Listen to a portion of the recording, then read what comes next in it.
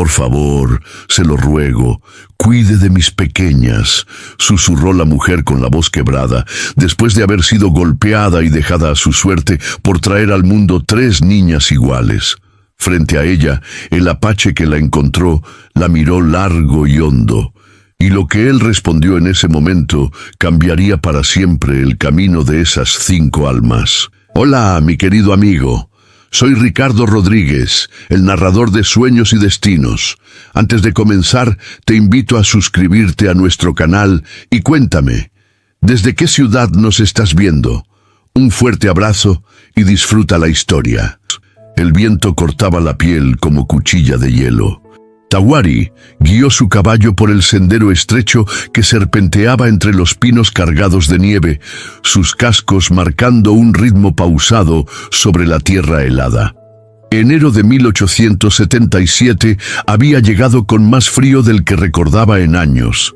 Las montañas al sur del río Gila se alzaban como gigantes silenciosos, guardianes de secretos que solo el invierno conocía.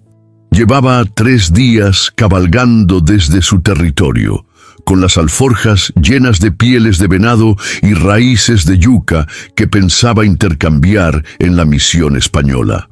El humo de su aliento se mezclaba con el vapor que salía de los hollares del caballo. Todo estaba quieto, como si la tierra misma contuviera la respiración. Fue entonces cuando lo escuchó. Un llanto, agudo, frágil, que se repetía una y otra vez cortando el silencio como una navaja. Tawari detuvo el caballo, inclinó la cabeza y esperó. El sonido llegaba desde el este, más allá de un grupo de álamos pelados. No era el grito de un puma o el lamento de un coyote, era el llanto de un bebé humano. Desmontó sin prisa, ató las riendas a una rama baja y caminó hacia el sonido. La nieve le llegaba hasta las rodillas, pero avanzó con pasos firmes, siguiendo el rastro de aquel llanto que ahora parecía más débil, más quebrado. Sus botas de cuero crujían contra la superficie helada. La clareira se abrió ante él como una herida en el bosque. En el centro, un álamo viejo y reseco se alzaba como un poste de tortura, sus ramas desnudas extendidas hacia el cielo gris como dedos suplicantes. Y amarrada a él, con alambre de púas oxidado que le cortaba las muñecas, había una mujer joven. Tawari se detuvo, sintiendo como si hubiera recibido un golpe en el estómago. El cabello castaño de la mujer colgaba en mechones sucios sobre su rostro pálido. Algunos mechones helados pegados a sus mejillas por lágrimas que se habían congelado. Sus labios estaban partidos por el frío, hinchados y con manchas de sangre seca. Los ojos permanecían cerrados, la cabeza inclinada hacia un lado en una postura que hablaba de agotamiento total. El vestido de algodón azul, que una vez debió haber sido bonito, ahora estaba desgarrado y húmedo, helado en algunos lugares donde la tela había absorbido la nieve derretida y luego se había vuelto a congelar. Pero lo que hizo que el corazón de Tawari latiera más fuerte, lo que le provocó una sensación de urgencia que corrió por sus venas como fuego líquido, fueron los 3 bultos pequeños que yacían a los pies de la mujer, envueltos en trapos húmedos que habían sido blancos, pero ahora estaban manchados de tierra y humedad. Los bebés. Tawari se acercó despacio, con el mismo cuidado que usaría para aproximarse a un animal herido. Uno de los bultos se movía ligeramente, y de él salía un llanto tan débil que apenas se distinguía del susurro del viento entre las ramas.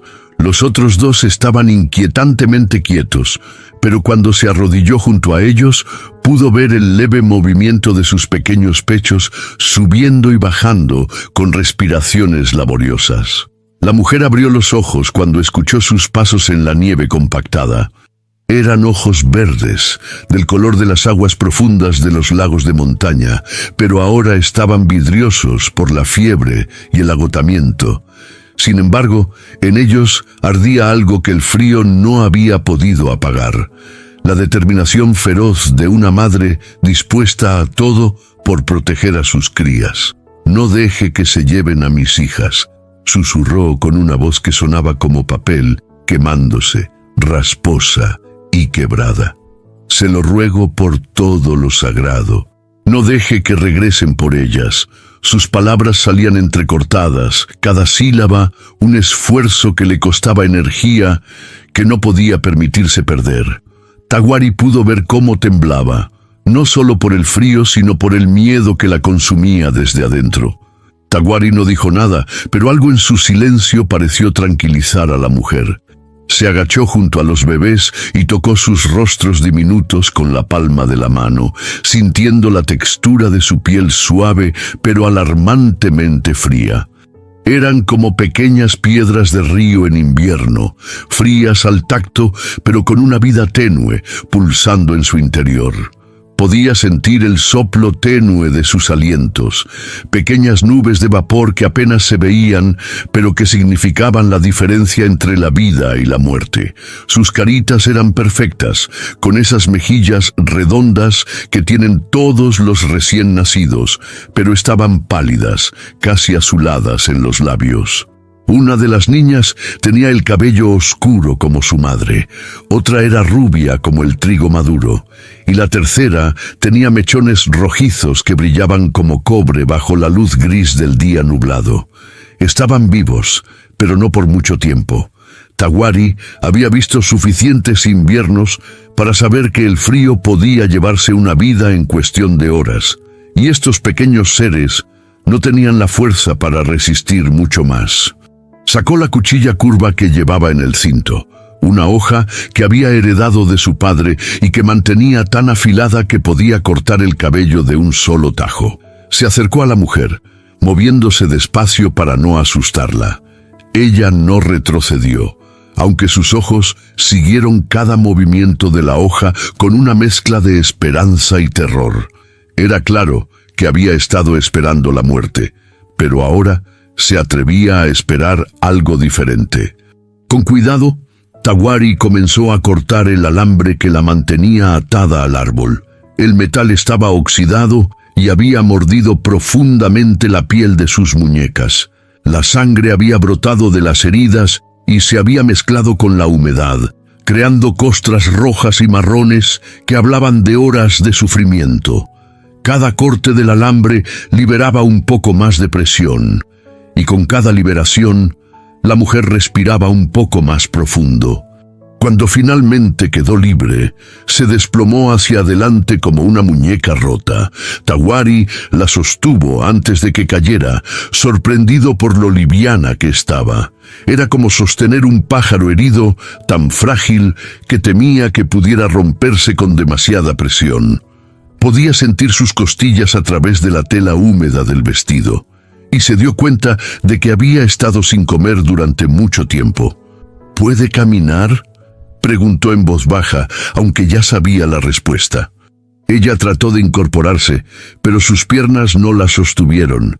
Negó con la cabeza, temblando tanto que sus dientes castañeteaban como pequeños tambores. «Las niñas», murmuró mirando hacia sus hijas con ojos llenos de pánico. «No puedo cargarlas». «Yo las llevo», dijo Tawari simplemente. Sin más palabras, la cargó en sus brazos junto con los 3 bebés, acomodándolos contra su pecho para compartir su calor corporal. La mujer era tan liviana que parecía estar hecha de huesos y aire, pero las bebés, a pesar de su pequeño tamaño, representaban un peso precioso que él protegería con su vida. El regreso a su caballo fue lento. Cada paso tenía que ser cuidadoso para no resbalar en la nieve y para no disturbar demasiado a las criaturas que llevaba. El viento había comenzado a soplar más fuerte, trayendo consigo la promesa de una tormenta que podría durar días. Las ramas de los árboles crujían sobre sus cabezas y ocasionalmente caía un montón de nieve que había estado acumulándose en las copas. Su caballo lo esperaba pacientemente, con las orejas hacia adelante, como si entendiera la urgencia de la situación. Tawari tuvo que hacer varios ajustes para acomodar a sus nuevos pasajeros de manera segura. Colocó a la mujer delante de él en la silla, sosteniéndola con un brazo, mientras con el otro sostenía a las bebés contra su pecho. No era la posición más cómoda para cabalgar, pero funcionaría para el trayecto a casa.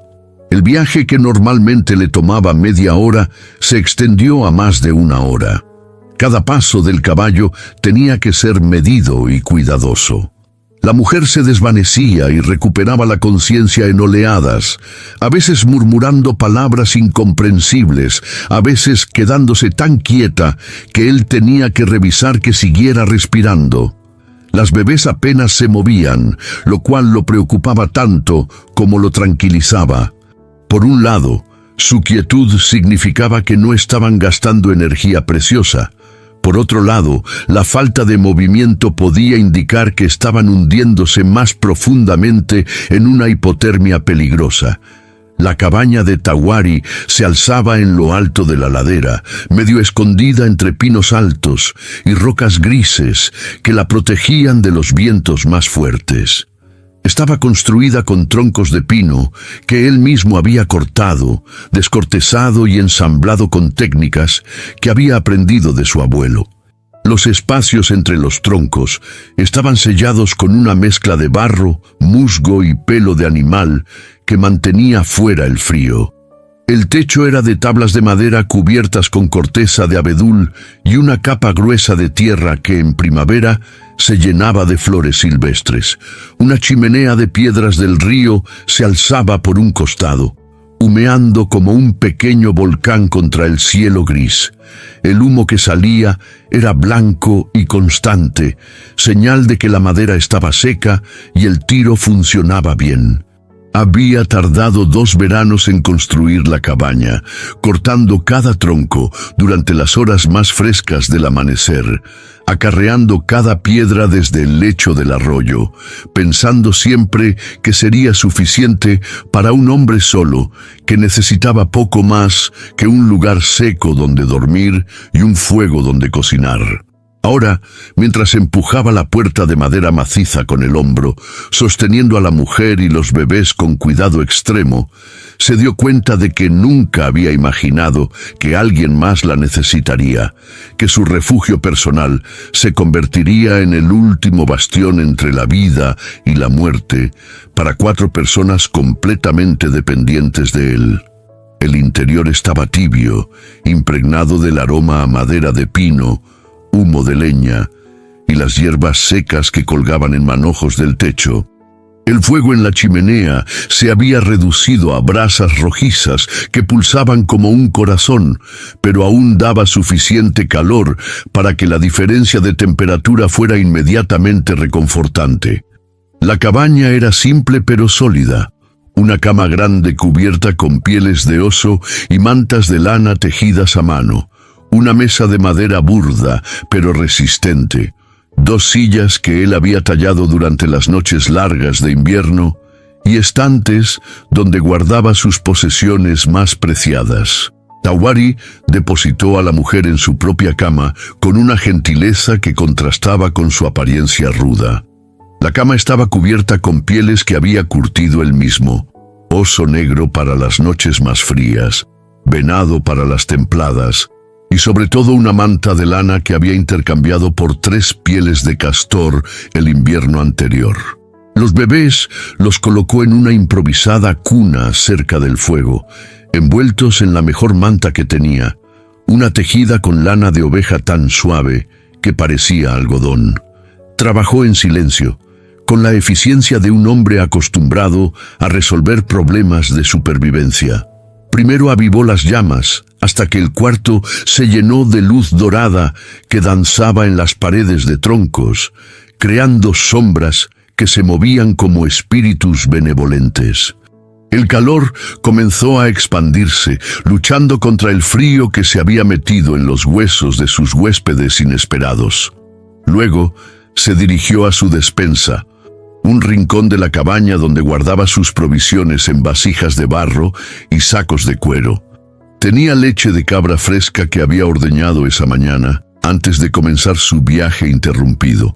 La vertió en una olla de barro negro y la puso sobre las brasas, moviéndola ocasionalmente con una cuchara de madera para que no se pegara. Mientras la leche se calentaba, observaba constantemente a las bebés. Una de ellas había comenzado a moverse ligeramente, moviendo sus bracitos diminutos como si buscara algo. Otra parecía estar soñando, sus párpados temblando con el movimiento rápido de los ojos. La tercera permanecía muy quieta, lo cual lo preocupaba más. Cuando la leche estuvo tibia, la probó con la punta del dedo hasta que la temperatura fue perfecta, como había visto hacer a las mujeres de su tribu. Comenzó el delicado proceso de alimentar a las bebés. Con paciencia infinita, ayudó a que cada una bebiera unas gotas, usando un trapo limpio empapado en leche para que pudieran succionarlo. Sus caritas diminutas buscaban el alimento con un instinto tan viejo como la vida misma, como flores siguiendo al sol. La mujer no había despertado. Tawari trajo agua tibia y comenzó a limpiar la sangre seca de sus muñecas con un trapo limpio. Las heridas eran profundas, pero no mortales. Lo que más le preocupaba era la palidez de su piel y la forma como respiraba, demasiado rápido y superficial. Cuando terminó de curar las heridas, se sentó en una silla de madera junto a la cama y esperó. Afuera, el viento silbaba entre los árboles como un coro de voces perdidas. El fuego crepitaba, los bebés dormían, y por primera vez en años su cabaña se sentía llena de vida. La mujer abrió los ojos cuando la luna ya estaba alta. Se incorporó despacio, mirando a su alrededor con confusión, hasta que vio a sus hijas durmiendo junto al fuego. Sus ojos se llenaron de lágrimas. «Están vivas», murmuró. Y en esas dos palabras había tanto alivio que Tawari sintió un nudo en la garganta. «Sí», respondió él, «están a salvo». Ella lo miró entonces como si lo viera por primera vez. Tenía el rostro curtido por el sol y el viento, cabello negro sujeto con una banda de cuero y ojos oscuros que parecían conocer secretos antiguos. No era joven, pero tampoco viejo. Sus manos eran grandes y callosas, manos que habían trabajado la tierra y conocían el peso de las herramientas. «¿Por qué me ayudó?», preguntó ella. Tawari no respondió de inmediato. Se levantó, puso más leña en el fuego y sirvió té de hierbas en 2 tazas de barro. «¿Cómo se llama?», preguntó él, ofreciéndole una taza. «Isela», dijo ella, aceptando el té y envolviendo sus manos alrededor de la taza tibia. «Isela Domínguez». «Tawari». Bebieron en silencio mientras las llamas danzaban y los bebés respiraban con el ritmo pausado del sueño profundo. Afuera, la tormenta había comenzado en serio, golpeando las ventanas con ráfagas de nieve. «Mi esposo», comenzó Isela, pero su voz se quebró. Tawari levantó una mano. «Descanse, mañana habrá tiempo para hablar». Pero ella negó con la cabeza. «Necesita saber, él vendrá por mí, por ellas». «Entonces me contará cuando tenga fuerzas», dijo Tawari. «Esta noche solo descanse». Isela lo miró durante un largo momento, como si tratara de entender qué clase de hombre era este que la había salvado sin preguntar nada a cambio. Luego se recostó en la cama tirando de la manta hasta el mentón. «Gracias», susurró antes de cerrar los ojos. Tawari se quedó despierto toda la noche, alimentando el fuego y vigilando que los bebés respiraran. De vez en cuando se acercaba a la ventana y miraba hacia el bosque, sabiendo que algún día tendría que enfrentar las consecuencias de lo que había hecho. Pero cuando regresaba a su silla y veía a Isela durmiendo en paz por primera vez en mucho tiempo, sabía que había tomado la decisión correcta. Isela se recuperó lentamente. Los primeros días apenas podía mantenerse en pie, pero poco a poco el color regresó a sus mejillas y sus ojos perdieron esa mirada vidriosa de la fiebre.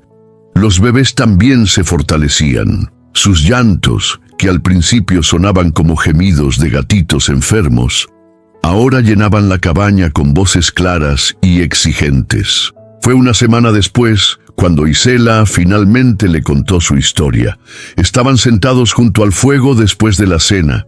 Los bebés dormían en una cuna que Tawari había improvisado con una caja de madera y mantas suaves. La luz de las llamas danzaba en las paredes de troncos, creando sombras que parecían moverse con vida propia. Me casé cuando tenía 17 años, comenzó Isela, manteniendo la mirada fija en las llamas que danzaban con hipnótica regularidad. Era muy joven, apenas sabía lo que significaba ser esposa. Mi padre dijo que don Mateo Domínguez era un buen partido para una muchacha sin dote como yo, rico, con tierras grandes cerca de la misión, ganado, casas. Yo no lo conocía más que de vista, de verlo en misa los domingos, pero mi padre dijo que era mi destino casarme con un hombre que pudiera cuidarme cuando él ya no estuviera. Tawari no dijo nada, pero sus manos se cerraron en puños sobre sus rodillas.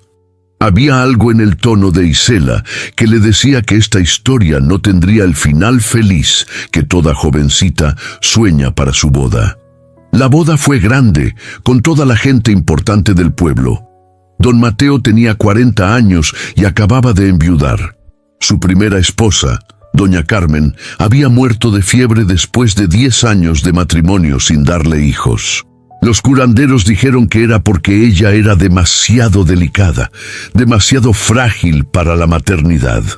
Isela pausó, tocándose el vientre con una mano temblorosa. Él quería hijos varones, herederos para sus tierras y su nombre. Por eso se casó conmigo, porque era joven y fuerte, porque venía de una familia donde las mujeres tenían muchos hijos.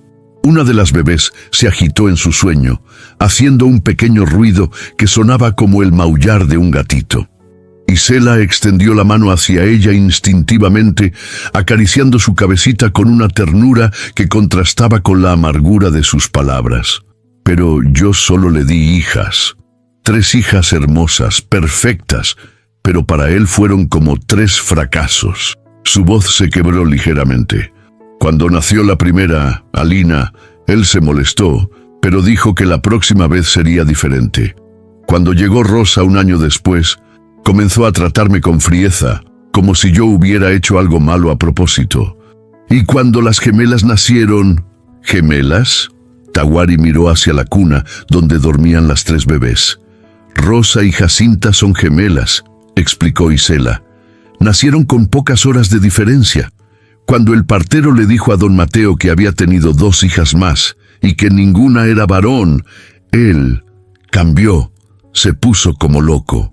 Gritó que yo estaba maldita, que solo podía dar frutos podridos, que Dios me había castigado por algún pecado secreto. Tawari sintió que la rabia crecía en su pecho como una llama alimentada por viento fuerte. Había conocido hombres crueles antes, pero la idea de un hombre despreciando a sus propias hijas le resultaba incomprensible. Los meses después del nacimiento fueron terribles, continuó Isela. Don Mateo apenas me dirigía la palabra. Me trataba como si fuera una sirviente en mi propia casa.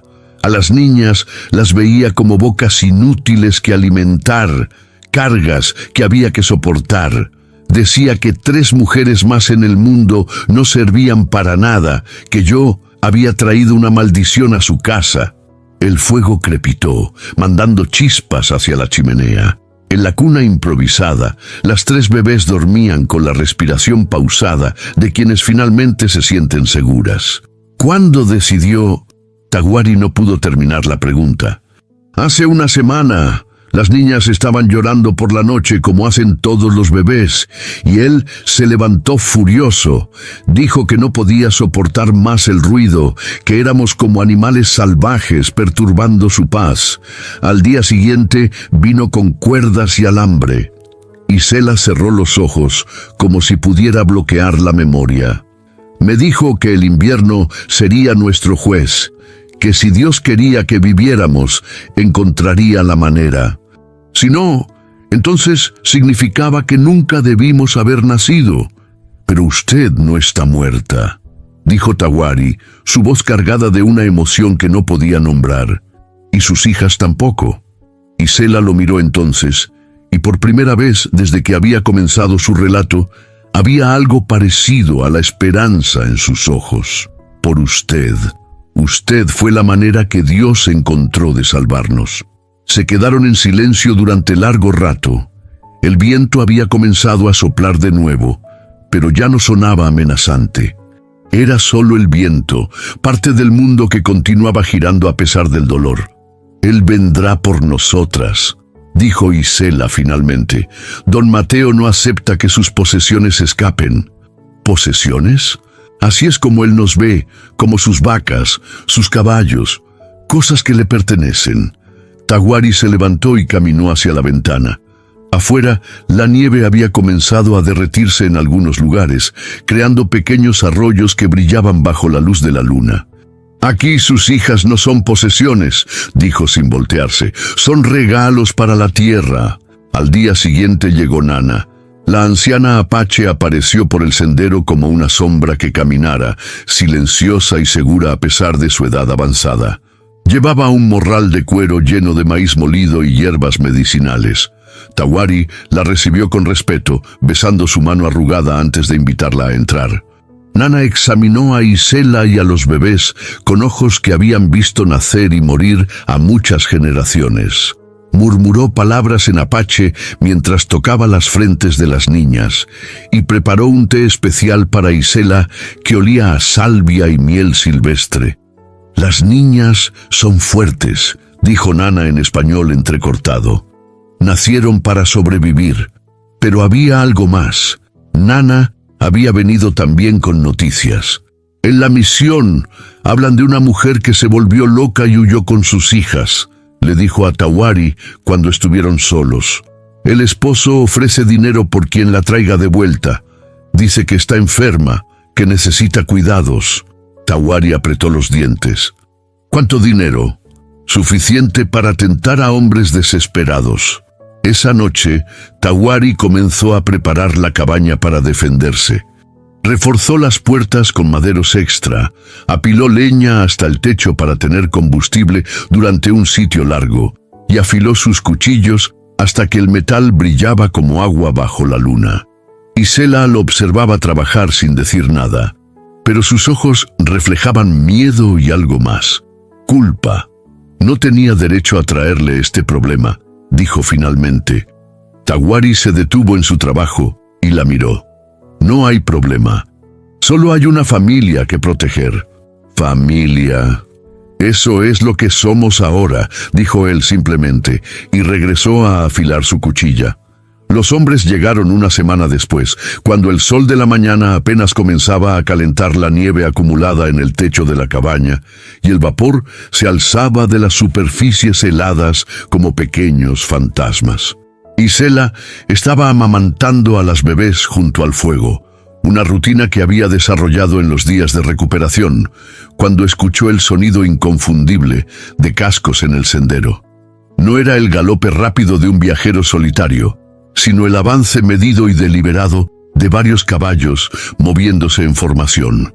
Se puso rígida como una vara y las niñas sintieron inmediatamente su tensión.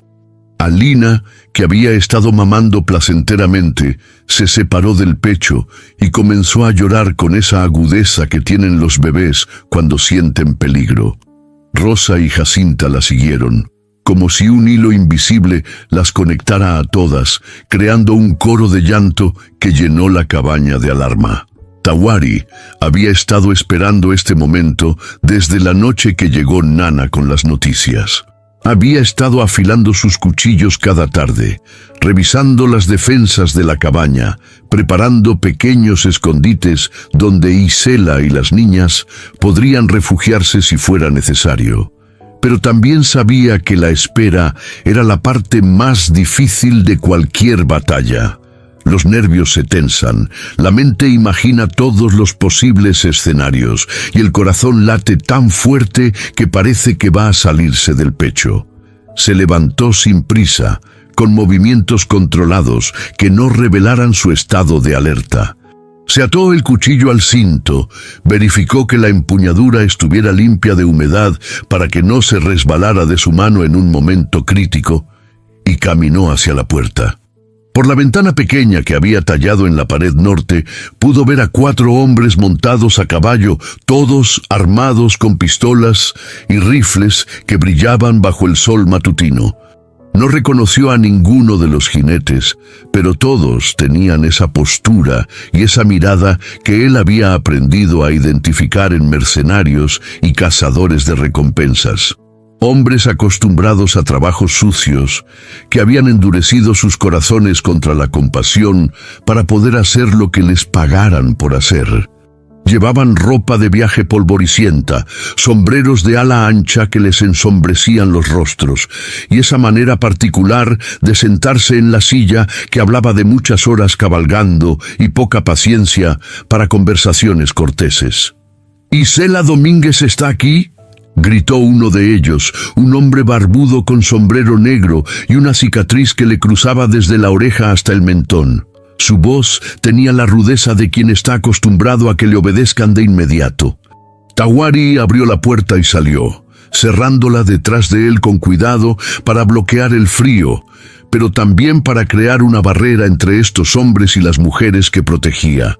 No llevaba armas a la vista, pero su presencia era como la de un puma antes del salto, quieta, pero llena de peligro contenido, como una tormenta que se acumula en el horizonte. «¿Quiénes son ustedes?», preguntó, su voz calmada, pero con un undertone de advertencia que cualquier hombre inteligente habría reconocido. «Venimos por la mujer y las niñas», dijo el barbudo, escupiendo al suelo como si las palabras le supieran mal. «Su esposo las quiere en casa. Nos pagó bien para traerlas de vuelta, y eso es lo que vamos a hacer».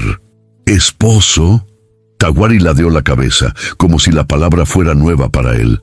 «Un esposo que ata a su familia en el bosque para que mueran de frío».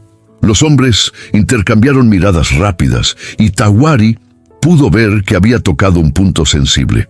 Era claro que don Mateo no les había contado esa parte de la historia, o les había dado una versión muy diferente de los eventos. El barbudo se removió incómodo en su silla, y uno de los otros hombres, uno más joven con una cicatriz que le cruzaba la mejilla izquierda, frunció el ceño como si estuviera procesando información nueva. «Eso no es asunto nuestro», dijo el joven de la cicatriz, pero había menos convicción en su voz de la que había tenido momentos antes. «Solo venimos a hacer un trabajo, a llevarlas de vuelta». «No van a llevarse a nadie de aquí», respondió Tawari, y aunque su tono era tranquilo, había en él una certeza que hizo que los caballos se inquietaran, como si pudieran sentir la tensión que crecía en el aire. «Mira, Apache», dijo el barbudo llevando la mano hacia su pistola, «no queremos problemas contigo, solo danos a la mujer y todos estaremos contentos». «Ella no es mía para dar», respondió Tawari. «Y no es de él para tomar». Por un momento, el silencio se extendió entre los hombres como una cuerda tensa. Se podía oír el goteo del agua derritiéndose del techo, el viento suave entre los pinos, el llanto lejano de una de las bebés desde adentro de la cabaña. «No queremos matarte», dijo el barbudo finalmente, «pero si no cooperas...» «Pueden intentarlo», dijo Tawari, y por primera vez sonrió.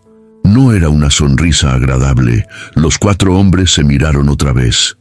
Habían venido esperando intimidar a una mujer sola y asustada, no enfrentar a un guerrillero apache que parecía dispuesto a convertir su cabaña en un campo de batalla. «Volveremos», dijo el barbudo, jalando las riendas de su caballo. «Y la próxima vez traeremos más hombres». «Los estaré esperando», respondió Tawari. Los hombres se alejaron al galope, pero Tawari sabía que cumplirían su amenaza. Don Mateo no era el tipo de hombre que aceptaba una derrota fácilmente. Entró a la cabaña y encontró a Isela temblando junto a la ventana, sosteniendo a 2 de las bebés contra su pecho. «Van a regresar», dijo ella. «Sí, con más hombres. Probablemente». Isela lo miró con ojos llenos de desesperación. «No puedo pedirle que muera por nosotras». Tawari se acercó y tomó gentilmente a la tercera bebé, que había estado llorando sola en la cuna. La pequeña se calmó de inmediato al sentir sus brazos fuertes. «No va a pedírmelo», dijo él, «porque no voy a morir, y ustedes tampoco». La primavera llegó temprano ese año, derritiendo la nieve y llenando los arroyos con agua fría y clara. Isela se fortaleció con el clima más cálido y las bebés comenzaron a crecer como flores después de la lluvia. Tahuari talló 3 pequeñas tablas de cedro y grabó en ellas los nombres, Alina, Rosa y Jacinta. Las colgó sobre el lugar donde dormían las niñas como protección espiritual. Isela había comenzado a cantar. Canciones españolas antiguas que su madre le había enseñado, melodías que hablaban de amor perdido y esperanza encontrada. Su voz llenaba la cabaña con una calidez que ningún fuego podría igualar, y las bebés parecían reconocer las canciones, calmándose y sonriendo cuando las escuchaban. Tahuari trabajaba en silencio, reparando herramientas y reforzando la cabaña, pero siempre con un oído atento a esa voz que convertía su hogar en algo que nunca había imaginado posible. Fue en una tarde nublada de principios de abril cuando don Mateo llegó en persona. La nevada había llegado sin avisar, como un último regalo cruel del invierno que se resistía a marcharse. Isela estaba cocinando estofado cuando vio las siluetas de 3 hombres a caballo emergiendo entre los árboles cubiertos de blanco. Uno de ellos era más alto que los otros, con sombrero negro y abrigo largo que lo hacía ver como un buitre posado en la silla. «Es él», murmuró, y el miedo en su voz hizo que las bebés comenzaran a llorar. Tahuari había estado afilando un hacha en la puerta. Al ver los jinetes, se incorporó lentamente y entró a la cabaña. «Llévelas al arroyo», le dijo a Isela sin quitar la vista de la ventana. «Conozco un lugar donde pueden esconderse. ¿Y usted? Yo los voy a recibir». Isela comenzó a protestar, pero Tahuari ya estaba ayudándola a envolver a las bebés en mantas gruesas. La guió por la puerta trasera hacia un sendero que llevaba al agua, donde había rocas grandes que formarían un buen escondite. «Si algo sale mal», le dijo, «sigan el arroyo hacia el sur. Encontrarán la misión en 2 días de camino». «Tahuari, vaya», dijo él, y algo en su voz no admitía discusión. Regresó a la cabaña y salió por la puerta principal. Los 3 hombres habían desmontado y se acercaban a pie. El más alto se había quitado el sombrero, revelando cabello gris y una cara que podría haber sido guapa antes de que la crueldad la endureciera. «¿Usted es el que tiene a mi esposa?», preguntó don Mateo sin preámbulos. «Su esposa está donde quiere estar», respondió Tahuari. Don Mateo sonrió, pero no había humor en esa sonrisa. «Mi esposa está enferma. Se escapó en un ataque de locura, robándose a mis hijas. Vengo a llevarlas a casa para que reciban el cuidado que necesitan». «Las vi atadas a un árbol», dijo Tahuari. «Eso no era cuidado. ¿Y qué sabe un salvaje sobre cuidar a una familia cristiana?». Los 2 hombres que acompañaban a don Mateo pusieron las manos en sus pistolas, pero Tahuari no se movió. «Sé que las familias no se abandonan en el bosque para morir». Don Mateo dio un paso adelante. «Donde yo vengo, los maridos tienen derechos sobre sus esposas. Derechos que la ley reconoce y protege. ¿Qué ley dice que puede matar a sus hijas? No iba a matarlas». La máscara de civilidad se resquebrajó por un momento y Tahuari pudo ver la furia que ardía debajo. Era una prueba. Si Dios quería que vivieran, las habría protegido. «Dios las protegió», dijo Tahuari. «Me mandó a mí». Don Mateo sacó un revólver de su abrigo. «Suficiente conversación. ¿Dónde están? No se las voy a entregar. Entonces morirá por nada». El disparo nunca llegó. Uno de los hombres de don Mateo levantó la culata de su rifle y golpeó a Tahuari en la cabeza, haciéndolo caer contra la puerta de la cabaña. El mundo se llenó de estrellas y el sabor metálico de la sangre. «Búsquenlas», ordenó don Mateo. Fue entonces cuando se escucharon los cascos. 3 jinetes más emergían del bosque, pero estos llevaban los uniformes azules de la guardia de la misión. El capitán desmontó con autoridad militar y se acercó al grupo. «¿Qué sucede aquí?», demandó. Don Mateo guardó rápidamente su pistola y adoptó una expresión de preocupación paternal. «Capitán Torres, qué alivio verlo. Estoy buscando a mi esposa e hijas. Este hombre las tiene secuestradas».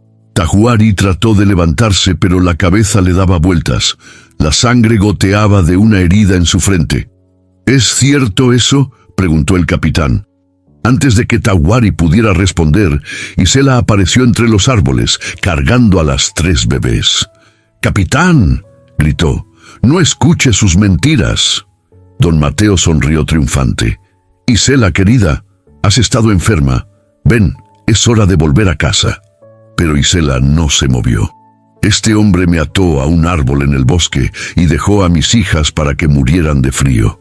Si Tahuari no nos hubiera encontrado, estaríamos muertas». «Está delirando», dijo don Mateo al capitán. «Ha estado actuando de manera extraña desde que nacieron las niñas.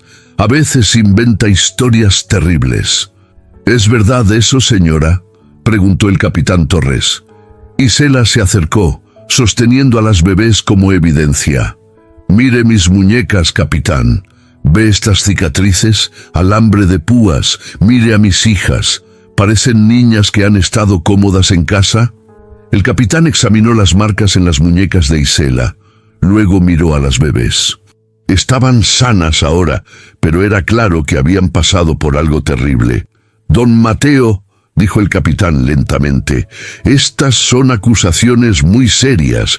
Son fantasías de una mujer loca.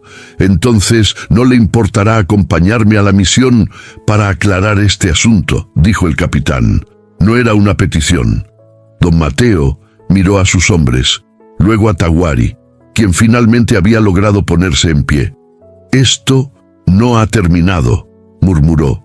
«Sí», dijo Isela, corriendo hacia Tahuari para sostenerlo. «Sí ha terminado. El capitán Torres arrestó a don Mateo y sus hombres y se los llevó de vuelta a la misión para investigar las acusaciones. Isela ayudó a Tahuari a entrar a la cabaña y limpió su herida con agua tibia. Le dije que no tenía derecho a pedirle que muriera por nosotras», dijo mientras vendaba su cabeza. «Y le dije que no iba a morir», respondió él sonriendo a pesar del dolor. «¿Y si hubieran sido más hombres? ¿Y si no hubiera llegado el capitán?». Tahuari tomó su mano. «Pero llegó, y ahora somos libres». Afuera, la nieve había parado de caer, y los primeros rayos de sol se filtraban entre las nubes como promesas de días mejores. La recuperación de Tahuari fue lenta, pero Isela no se apartó de su lado. Le preparaba tés de hierbas que Nana le había enseñado a hacer, le cambiaba las vendas 2 veces al día, y por las noches se sentaba junto a su cama a cantar las canciones que habían calmado a sus hijas. «No sabía que tenía una enfermera tan hermosa», le dijo una tarde, cuando el dolor había disminuido lo suficiente para bromear. «No sabía que tenía un paciente tan testarudo», respondió ella, pero había ternura en su reproche. Las bebés habían comenzado a dar sus primeros pasos. Alina fue la primera, tambaleándose entre los muebles como un marinero borracho. Rosa la siguió pocos días después, y finalmente Jacinta, quien parecía más interesada en cantar que en caminar. «Tienen personalidades tan diferentes», observó Isela una mañana mientras veía a las niñas jugar en el suelo.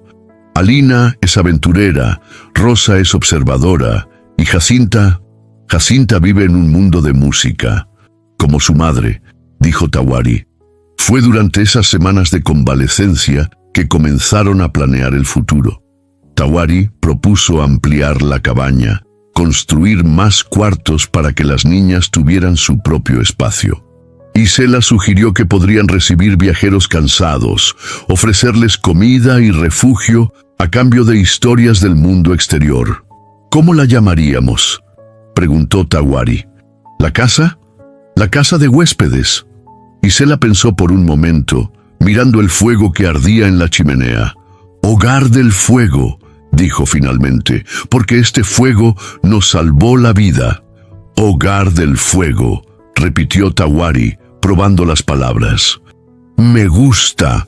Trabajaron juntos durante el verano, expandiendo la cabaña con nuevas habitaciones y una cocina más grande. Isela resultó ser sorprendentemente hábil con las herramientas, y Tawari descubrió que disfrutaba enseñándole técnicas de construcción que había aprendido de su abuelo. Los primeros huéspedes llegaron en otoño, una familia de comerciantes que viajaba hacia California.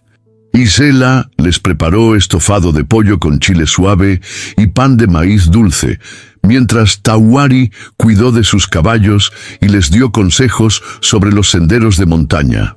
«Nunca habíamos comido tan bien en un viaje», dijo la esposa del comerciante antes de partir. «Volveremos por este camino». «Serán bienvenidos», respondió Isela, y se dio cuenta de que lo decía en serio. Las niñas crecían como flores en primavera. Alina aprendió a trepar a los árboles antes de cumplir 2 años. Rosa desarrolló la habilidad de encontrar objetos perdidos, como si tuviera un sexto sentido. Y Jacinta cantaba constantemente, inventando melodías para todo lo que veía. Una tarde de diciembre, Isela estaba enseñando a leer a algunas niñas del pueblo, cuando Tawari regresó de cazar. Llevaba un venado pequeño y algo más, un paquete envuelto en cuero suave. «¿Qué es eso?», preguntó Isela cuando las niñas se habían ido. Tawari desenvolvió el paquete, revelando un chale de lana teñida con pigmentos naturales. Estaba bordado con símbolos apaches tradicionales y, en una esquina, las iniciales A, R y J entrelazadas con pequeñas flores. «Para usted», dijo, extendiendo el chale. Isela lo tocó con reverencia.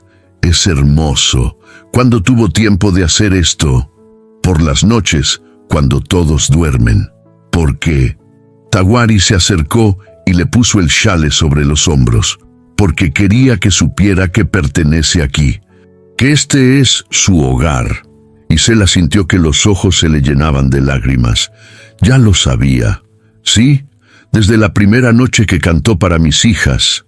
Se casaron en primavera, cuando los campos se llenaron de flores silvestres y el aire olía a tierra nueva y posibilidades infinitas. No fue una ceremonia grandiosa como la primera boda de Isela, sino algo simple y profundo que surgió de sus propios corazones. Se celebró en una ceremonia íntima frente al fuego que había sido testigo de todo. Su primer encuentro como extraños, sus primeras conversaciones como aliados y ahora sus votos como compañeros de vida. No había sacerdote porque el más cercano estaba a 3 días de viaje y ninguno de los dos sintió la necesidad de esperar la bendición de un extraño. En su lugar, Nana ofició la ceremonia, hablando en apache y español sobre los lazos que unen a las almas y la responsabilidad sagrada de proteger el amor una vez que se encuentra. Las 3 niñas jugaban a sus pies, ahora convertidas en pequeñas personas con personalidades distintas. Alina gateaba hacia todo lo que brillara, Rosa observaba el mundo con ojos curiosos e inteligentes, y Jacinta hacía sonidos que ya parecían canciones. Las montañas sirvieron como catedral, sus picos, alzándose hacia un cielo azul donde las nubes se movían como bendiciones silenciosas. El viento traía el aroma de los pinos y el sonido lejano del agua corriendo, creando una música natural que ningún órgano podría igualar. Tawari le dio a Isela un collar que había estado creando durante meses, trabajando en él cada noche después de que todos durmieran. Estaba hecho de cuentas talladas a mano en hueso y madera, cada una representando un momento importante en su historia juntos. La primera cuenta era de obsidiana negra por la noche que los encontró, la segunda de madera de cedro por el primer amanecer que vivieron bajo el mismo techo, y así sucesivamente hasta crear una historia completa contada en pequeñas obras de arte. Prometo que este siempre será un lugar seguro para usted y las niñas, dijo él, colocando el collar alrededor del cuello de Isela con manos que temblaban ligeramente por la emoción. Prometo que nunca tendrán que temer por su bienestar mientras yo pueda protegerlas. Prometo que nunca permitiré que este fuego se apague, respondió ella, tocando la cuenta central del collar que estaba tallada con la forma de una pequeña llama. Prometo que este hogar siempre tendrá calor, amor y la fuerza que viene de una familia unida. Los años que siguieron pasaron como hojas llevadas por un viento gentil, cada una marcando el paso del tiempo con pequeños milagros cotidianos.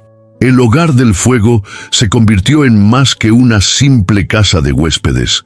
Se convirtió en una leyenda local, un lugar donde los viajeros sabían que encontrarían no solo comida y refugio, sino también historias, música y la sensación de ser parte de algo más grande que ellos mismos.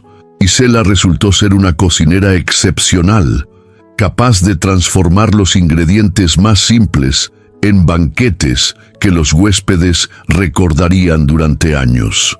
Su estofado de pollo con chiles suaves se volvió famoso en la región, y viajeros llegaban desde muy lejos solo para probarlo. Pero era más que la comida lo que los atraía. Era la forma como Isela los recibía, como si cada huésped fuera un amigo querido que regresaba a casa después de un largo viaje. Enseñaba a leer y escribir a los niños del pueblo en una pequeña escuela que habían construido anexa a la casa principal. Los niños llegaban cada mañana con sus rostros lavados y sus mejores ropas, ansiosos por aprender las letras que les abrirían mundos nuevos. Por las tardes, después de las lecciones, algunos se quedaban solo para escuchar las canciones que Isela cantaba mientras trabajaba, melodías que se convertían en parte del folclore local. Tawari construía constantemente, siempre añadiendo algo nuevo. Un establo más grande, habitaciones adicionales para huéspedes, un taller donde podía trabajar el cuero y la madera. También se convirtió en una especie de juez informal para las disputas locales, ya que la gente había llegado a respetarlo por su sabiduría y su manera justa de ver los problemas. Los colonos y los apache por igual venían a buscar su consejo, creando un puente inusual entre dos mundos que raramente se entendían. Las niñas crecieron como flores en un jardín bien cuidado, cada una desarrollando talentos únicos. Alina se convirtió en una rastreadora tan hábil como su padre adoptivo, capaz de leer historias completas en las huellas que otros apenas notarían. Rosa desarrolló un don especial para la curación, mezclando el conocimiento de hierbas de Nana con técnicas que aprendía de los doctores viajeros que pasaban por la casa. Jacinta compuso canciones que los comerciantes llevaban a tierras tan lejanas como California y Texas, esparciendo melodías que hablaban de amor, familia y la belleza de las montañas donde había nacido. La casa se llenó de vida de maneras que ninguno de los dos había imaginado. Había siempre el sonido de voces conversando, risas de niños jugando, el tintineo de los platos en la cocina y por encima de todo, la música constante que parecía brotar naturalmente de las paredes mismas. Viajeros dejaban instrumentos como pago por la hospitalidad, y la casa acumuló guitarras, flautas, tambores pequeños y hasta un piano que llegó en partes en carretas diferentes y que Tawari armó pacientemente, siguiendo instrucciones escritas a mano por un músico alemán. Una tarde de verano, cuando las niñas ya tenían 12 años, Isela y Tawari se sentaron en el portal a ver el atardecer. El valle se extendía ante ellos, dorado por la luz del sol poniente. Se podía escuchar la risa de las niñas jugando en el arroyo, el sonido de una guitarra que alguien tocaba en la cocina, el murmullo de voces de huéspedes que compartían historias junto al fuego. ¿Se arrepiente alguna vez?, preguntó Isela, tomando la mano de Tawari. ¿De qué? De haberme encontrado, de cambiar su vida tranquila por todo esto. Tahuari miró a las niñas que corrían entre los árboles, sus vestidos manchados de pasto y barro, sus cabelleras brillando como seda bajo el sol. Luego miró a Isela, cuyo rostro había madurado hasta convertirse en el de una mujer segura de sí misma y satisfecha con su vida. «El fuego que encontramos aquel día», dijo finalmente, «nunca se ha apagado». «No», acordó Isela. Solo necesitaba un lugar donde vivir. Y mientras las estrellas comenzaban a aparecer en el cielo violeta y el fuego crepitaba en la chimenea de su hogar, ambos sabían que habían construido algo más fuerte que la piedra o la madera. Una familia forjada por la elección, el sacrificio y la decisión diaria de permanecer juntos. El hogar del fuego siguió ardiendo, como un faro en las montañas, guiando a casa a todos los que se habían perdido en la oscuridad.